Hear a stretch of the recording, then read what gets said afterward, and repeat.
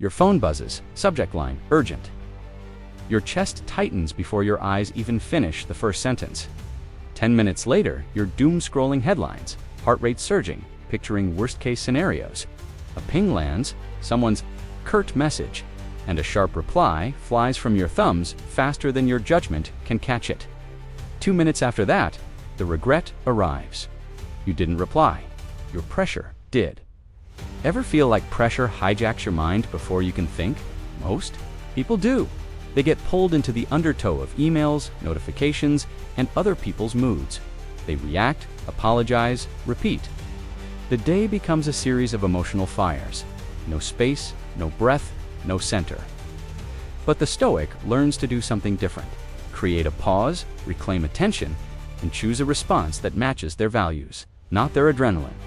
Here's the truth. Few ever learn. A handful of simple rules can turn chaos into composure. Most people will never study them, never practice them, and never feel the solid ground that comes from mastering their inner world.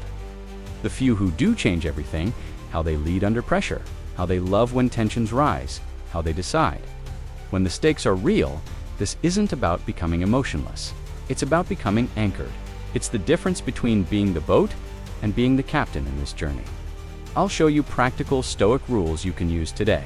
Before the next tense email, before the next scroll, before the next impulse takes the wheel. If you're ready to stop reacting and start responding, stay with me. Your calm isn't a personality trait, it's a trainable skill. And by the end, you'll know exactly how to build it. One clear breath, one deliberate choice, and one small rule at a time.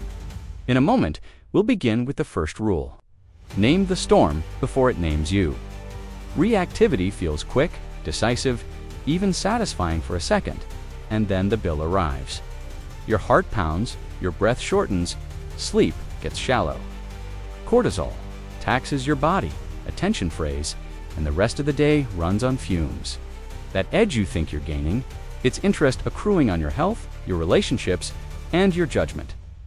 Think of the last time you hit send too fast. The message carried your adrenaline, not your intent. Now you're managing fallout, clarifying tone, repairing trust, spinning stories in your head. Every impulsive reply is a tiny withdrawal from credibility. Enough withdrawals, and the account runs dry. Reactivity also sabotages decisions. Under pressure, your field of view narrows. You choose the immediate relief, the jab, the snark, the escape, over the useful response. You trade long-term leverage for short-term discharge. Most people vent, the Stoic investigates. Instead of exploding outward, they turn inward and ask, what exactly am I feeling? Where do I feel it? What belief is fueling it? Investigation restores agency. Venting sells it for scraps.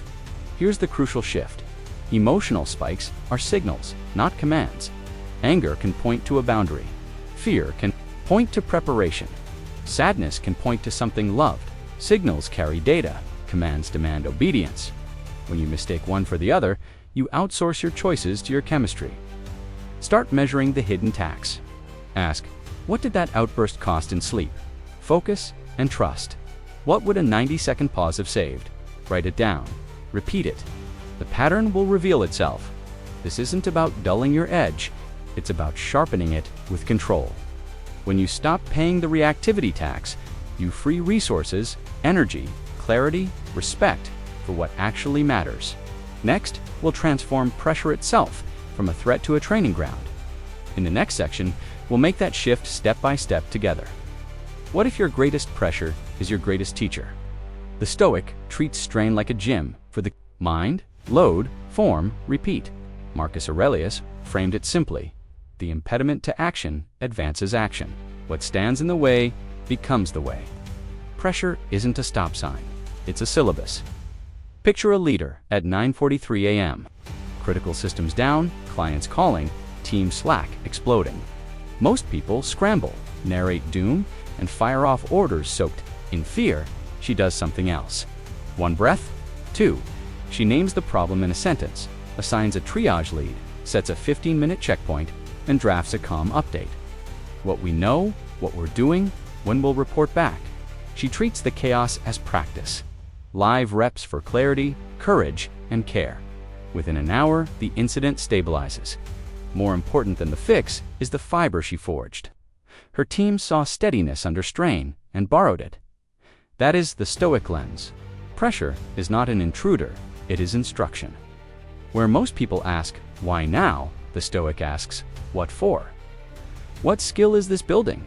Patience, precision, truthful speech, endurance. What fear is this calling me to face? What standard can I uphold here, especially when it's hardest? This reframing does not glamorize pain, it mines it. Training means progressive overload, not self-harm. Right weight, right tempo, right rest. You don't seek disasters, you seek discipline. So when life loads the bar unexpectedly, your form holds. Start small. The next tense email, the next delay, the next criticism, each is a drill. Write the lesson you're training today, then act it out. Do that often enough, and pressure begins to feel familiar, even useful. You're ready to operationalize this mindset. Now, the rules that turn theory into daily composure. We start simple, precise, and practical, one response at a time. Most people panic. The Stoic responds, under pressure, ordinary minds sprint ahead of facts. Hearts race, fingers fly. And a small problem multiplies into a crisis by sheer reaction. The Stoic does something quieter and harder, pauses, gets clear, and chooses the next right move. A crisis email drops at 7:12 a.m. We're down. Clients furious. Most people slam out replies, CC, everyone, and flood chat with anxiety. The Stoic stops for one breath, sometimes two. They ask, what do I know? What matters now? Who owns first action? Then they send one calm note. Here's the status, here's the first step, here's when we'll report. They make time their ally by setting a clock, not their enemy by chasing it. Marcus Aurelius faced both war on the borders and plague within. The empire. He could not outshout disease or hurry armies by worry. Instead, he returned page after page in Meditations to first principles, control judgment, align action with duty, accept what the world brings. While panic would have scattered leadership, his steadiness preserved it. The empire did not become simpler. The emperor became clearer. The pause, a deliberate interruption, one breath, unclench the jaw, widen attention. The principle, control what you can, chiefly your judgment and your next act. The practice, draft the status, begin the fix. Repeat until done. You can learn this. In the next sections, I'll give you 7 precise rules to make composure your default. Simple cues you can run under fire, habits that turn storms into drills, and ways to build credibility when others lose theirs. Reaction is common, response is trained. Start today with one breath before you type, one sentence to define the problem, and one small act that moves it forward. Practice it daily. Name it so it doesn't name you. When emotion surges, give it a label before it takes the wheel. A name is a handle. It lets you hold the feeling instead of being dragged by it. Think of labeling as switching on a lighthouse in heavy weather. Same waves, more visibility. Use stop, stop, freeze the thumbs, unclench the jaw, put the phone down. Take a breath to slow nasal breaths. In for 4, out for 6, observe what's happening in your body, your thoughts, the situation. Say it plainly. I feel anger rising. There's fear in my chest. My mind is shouting, they disrespected me. Proceed. Choose one small values-aligned action, emotion. Labeling shrinks the storm. When you say, this is irritation or this is shame, you move from I am to I notice. That shift creates just enough space to steer. Most people fuse with feelings and become the feeling. I am furious, so I attack. I am anxious, so I avoid. The Stoic creates space. I notice fury, so I breathe. I notice anxiety, so I ask what matters. Space makes choice possible. Microstep, the 2-breath rule. No reply, send or speech until you've taken too slow. Breaths and named the dominant emotion. Whisper it, write it, or type it in a draft. Anger, 7/10. Urgency, 9/10. Value fairness. Then proceed with one careful sentence or one clarifying question. Drill this today. For the next 24 hours, run stop on 3 minor triggers: traffic, a curt message, a delay. Record the label and the action you chose. You are teaching your nervous system that signals are not commands. Once you can name it, you can aim. It, next, will direct that energy where it belongs, only toward what you can actually control. That is how response begins under fire. It's not what happens to you, but how you react to it that matters, said Epictetus. The dichotomy of control is your filter under fire. Before you act, draw two quick columns: control, no control. Put reality in its proper place. Then spend yourself only where you have leverage. Family conflict, your brother snaps at dinner. No control, his mood, his history, the past 5 minutes. Control, your tone, your posture, your boundary, your exit. Response, lower your voice, name the topic, set a limit, or leave with grace. Delayed flight, no control. Weather, crew timing, gate changes. Control, your breath, rebooking options, who you notify, how you use the weight. Response, 2 breaths, check alternatives, send 1 clear update, read, stretch, or rest. Harsh feedback, no control, your boss's mood, timing, phrasing. Control, curiosity, clarifying questions, what you revise, what you learn. Response, thank you. What's the one change with the biggest impact? Take notes, build the fix. Most people argue with reality and lose to it every time. The Stoic allocates energy to response. Where control ends, acceptance begins. Where control begins, discipline begins. The map is simple, but it takes nerve to follow. Practice the 90-second column drill. Before any heated reply, write 2 short lists. Circle 1, controllable, and do it now. If nothing is controllable, breathe out, accept, and stop spending energy. You will feel the shift immediately. Less noise, more traction. Calm isn't passive, it is precise. Spend your effort where it counts, and pressure becomes workable. We've focused your aim. Next, we strengthen your capacity, train discomfort on purpose, so stress stops surprising you and starts obeying. Your form, begin today. Draw the 2 columns for 1 problem. Act on a single controllable, and notice how clarity returns faster than anger ever did.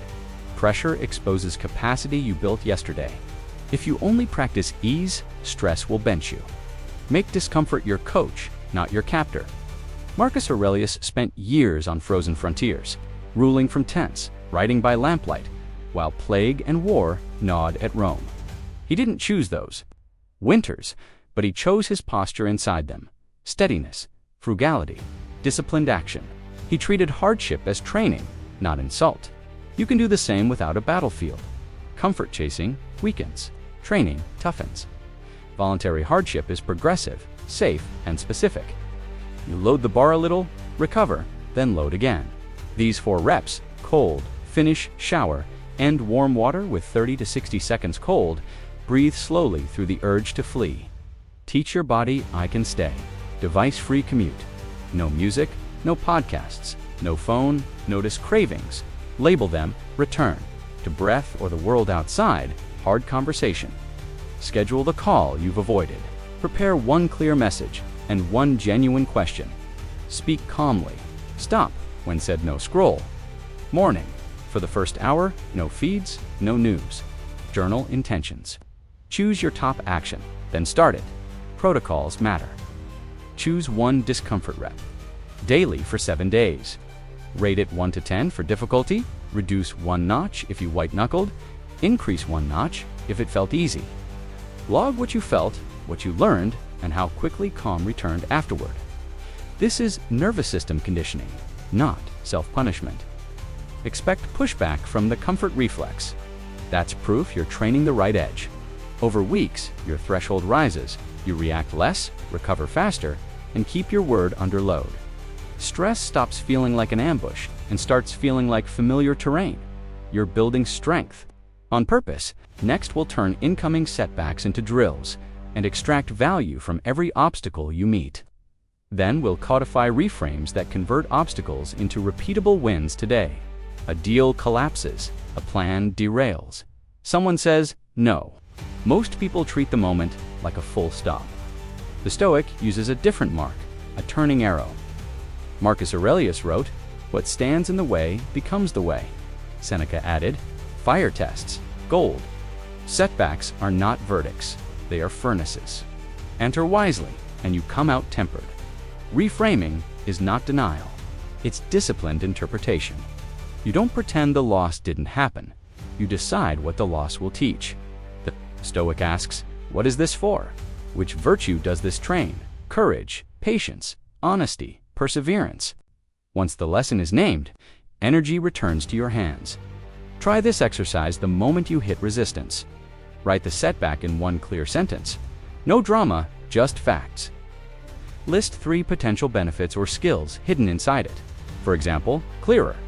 Priorities, thicker skin, better systems, deeper empathy, sharper communication. Choose the next right action that expresses one of those benefits today. Example, project canceled.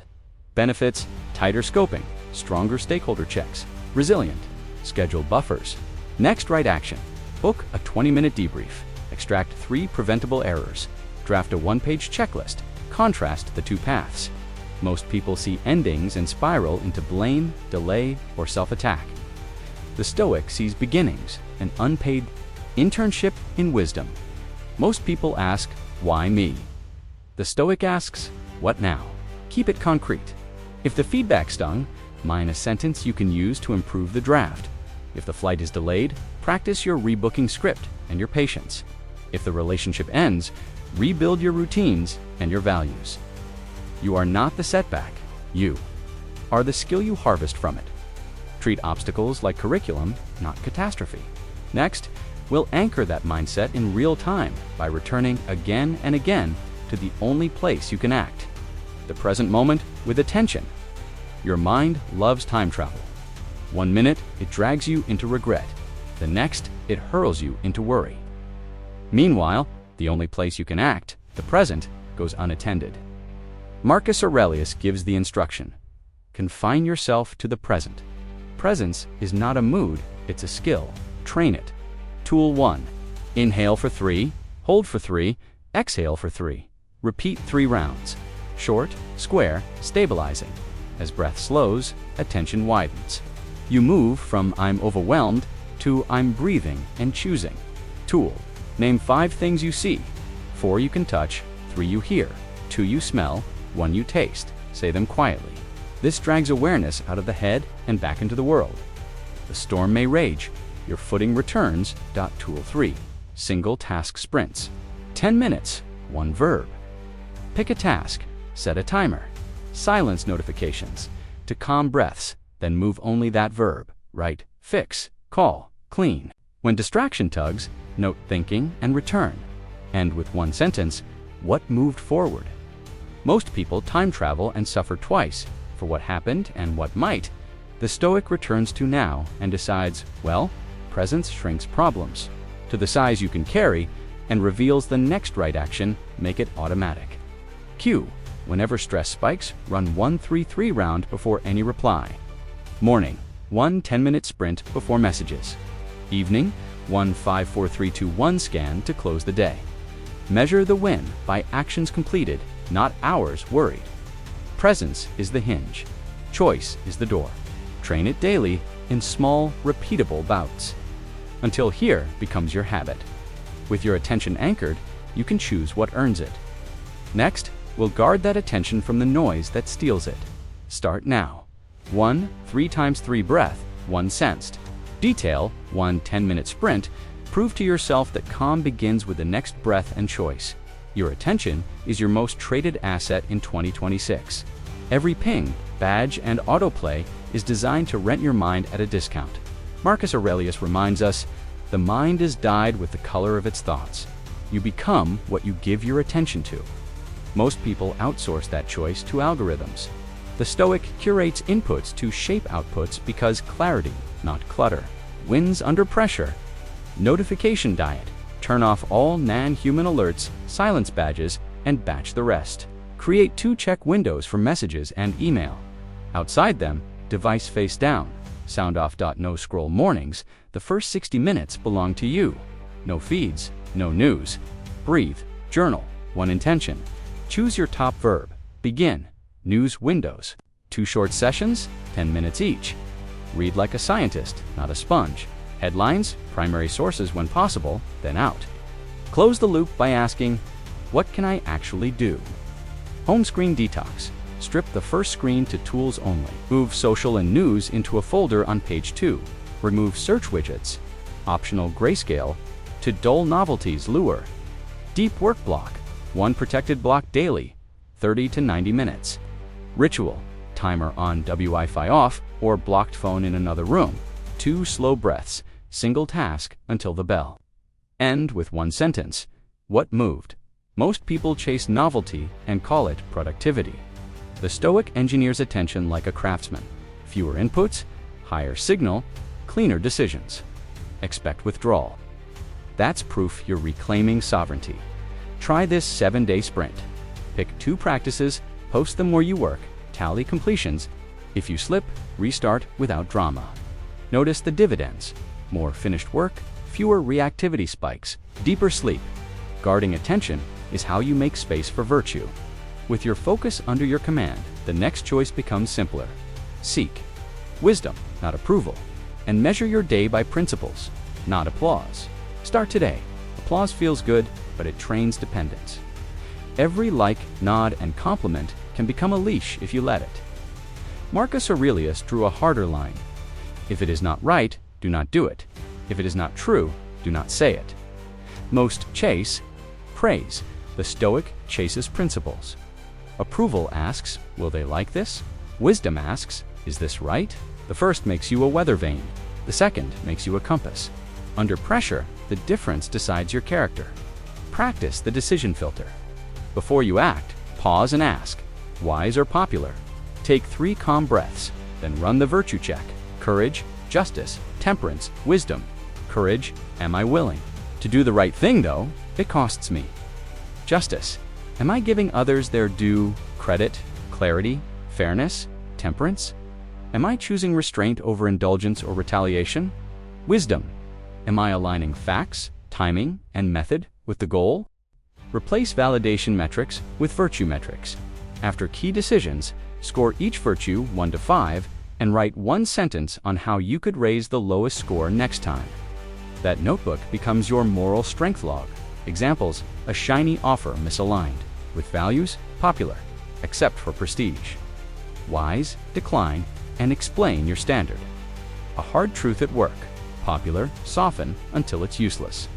Wise, speak it plainly and respectfully. Conflict at home. Popular, win the moment. Wise, protect the relationship. Choose a cooler time. Apologize cleanly if needed. Team success. Popular, keep the spotlight. Wise, share credit. Build trust capital. Expect fewer quick highs and more deep peace.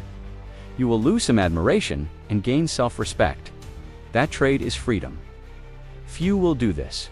Those who do become reliable anchor in principles, not polls. We'll lock rules into a 7-day plan. You start now, together. Morning, open your journal and draw 2 columns. Control, no control, for today's biggest concern. Write 1 intention that lives in the control column, then name your top verb. For the day, midday, run a 3 times 3 breath. Reset, inhale 3, hold 3, exhale 3, and take a deliberate step. Evening, do a Senecon review. What went well and why? What to improve and how? Then choose tomorrow's first action. Now, the 7 days each day adds 1 discomfort rep, 1 attention habit, and 1 reframe. Day 1, cold finish shower, no scroll. Morning, reframe a curt message as a chance to practice clarity. Day 2, device-free commute. Notification diet, batch checks, badges off. Reframe delay as a window for prep.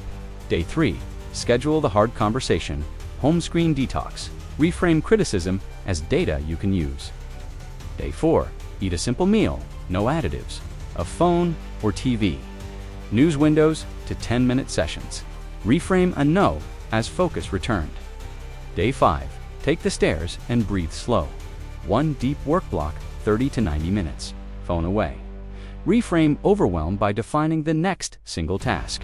Day 6, practice 10 minutes of silence outdoors. Grayscale your phone. Reframe comparison by listing today's comparables. Day 7, write a handwritten thank you. Attention audit. What fed you? What drained you? Reframe fatigue as a cue to rest with discipline. Most will watch.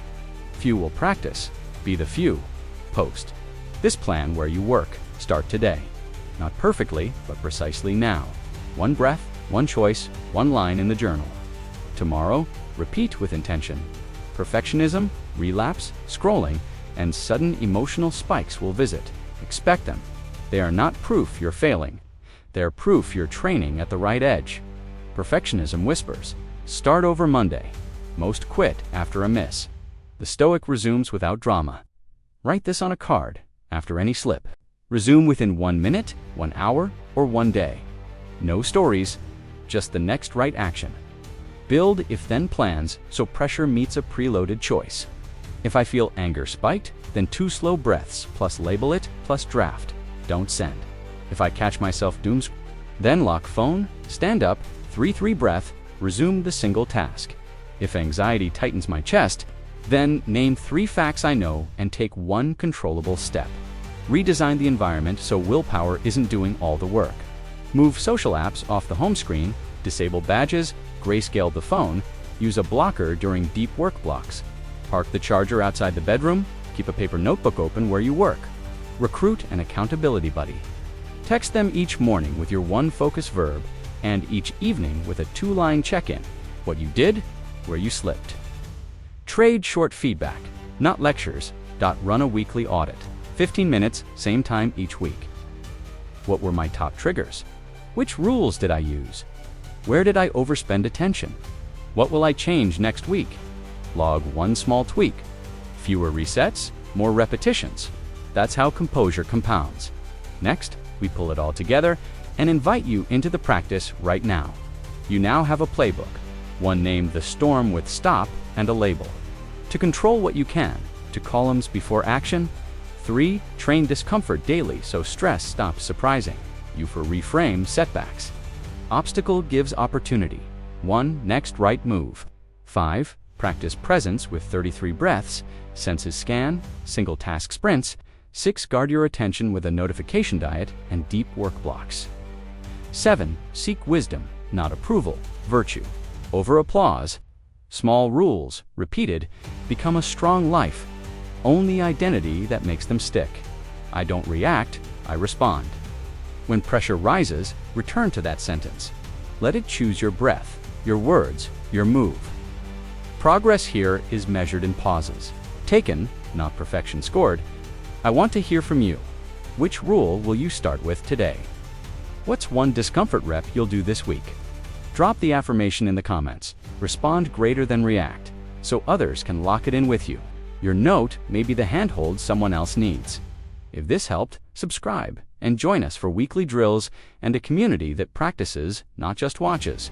Share this with the 1 person in your circle who leads under pressure. They'll thank. You come back next week with your audit and your next tweak. This is how composure compounds, breath by breath, choice by choice, rule by rule. When the clouds stack and the wind screams, be the steady helm and the fixed light, the calm line of the horizon that proves the storm does not decide you. Stand steady, lead with calm,